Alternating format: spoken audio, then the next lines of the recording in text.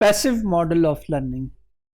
हमने previous topics में बड़े डिटेल में देखा एक्टिव मॉडल ऑफ लर्निंग को, और अब हम बात करने जा रहे हैं पैसिव मॉडल ऑफ लर्निंग की। This model is based on the assumption that audience में बी अनएबल और unmotivated to acquire new information. यानी जब हम बात कर रहे हैं मीडिया कंटेंट की और जो हम टेलीविज़न के ऊपर देखते हैं, तो ये मॉडल ये कहता है कि भी जो कुछ भी आप टेलीविज़न पे देख रहे हैं, जो भी कंटेंट आप वॉच कर रहे हैं, तो आप अनमोटिवेटेड होते हैं उसको लर्न करने के लिए मोस्ट ऑफ द टाइम, और यहाँ सम टाइम आप अनेबल होते हैं उसको लर्न करने के लिए।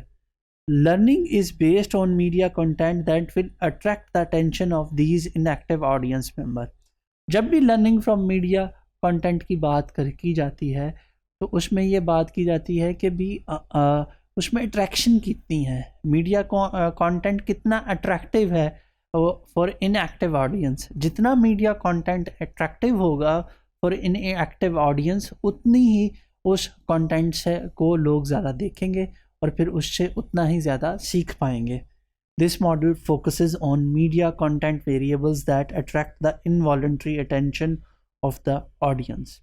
ये अप्रोच ये कहती है कि आपको जो कंटेंट वेरिएबल्स हैं उन पे ज़्यादा से ज़्यादा फोकस करना चाहिए, ताकि आप ज़्यादा से ज़्यादा मीडिया कंटेंट को अट्रैक्टिव बनाएं, और ताकि जो है जो इनएक्टिव ऑडियंस है वो उसकी अटेंशन आप ले सकें through the content. Formal features of television. Whenever we talk about the media content, we talk about the formal features of television. Formal features of a medium are the production techniques and elements that are used to convey meaning. वो तमाम techniques, वो तमाम elements जो use होते हैं किसी भी content की प्रोडक्शन में, उसको हम कह सकते हैं कि वो फॉर्मल फीचर्स हैं उस कंटेंट के। This model focus on media content variables that attract the involuntary attention of the audience। जैसे कि मैं पहले भी बात कर चुका हूँ आपके साथ कि ये जो फॉर्मल फीचर्स हैं ये ज़्यादा से ज़्यादा अट्रैक्ट करते हैं आपके ऑडियंस को और आपकी व्यूअरशिप को बढ़ाते हैं। Formal features involve visual elements, especially the characters that are on the screen, the pace of action and shots, the complexity of the screen images, camera angles and transitions. The auditory aspects of television are also relevant because much television viewing involves listening to the television while focusing visually on other activity. एक तरफ तो हम जब बात करते हैं visuals की, तो ये बहुत इम्पॉर्टेंट है कि भी कोई भी अगर आप विजुअल देख रहे हैं तो उसको कैसे शॉट किया गया है, उसमें कौन कौन से जो है कंटेंट को अट्रैक्टिव बनाने के लिए चीज़ें डाली गई हैं, और दूसरी तरफ उसका ऑडियो कैसा है, क्या वो ऑडियो अट्रैक्ट भी कर रहा है ऑडियंस को कि नहीं।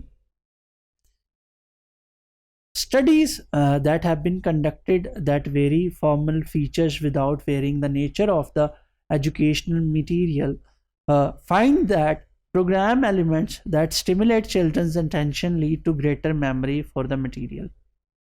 जो अवेलेबल रिसर्च है वो ये बताती है कि जब कंटेंट एक्चुअली वही रहा, educational content for the children वो वही रहा, मगर उसके जो है प्रोडक्शन यानी उसके जो फॉर्मल फीचर्स को जब चेंज किया गया और उसको ज़्यादा अट्रैक्टिव बनाया गया बच्चों के लिए, तो उससे बच्चों की ज़्यादा लर्निंग हुई।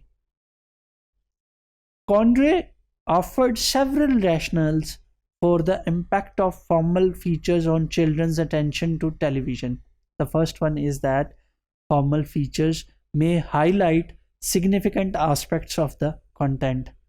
Formal features may convey information about setting and context.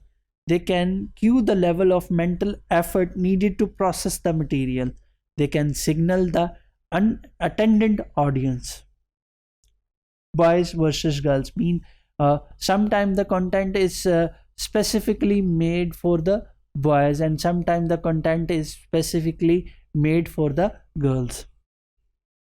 Welch and Watt explained that Simple, more predictable images on the screen are more interesting to children because the children were cognitively immature and unable to mentally process complex inputs. जब हम children learning की बात करते हैं तो ये भी ज़रूरी है कि आप जो कंटेंट बना रहे हैं वो अट्रैक्टिव के साथ सिंपल भी हो.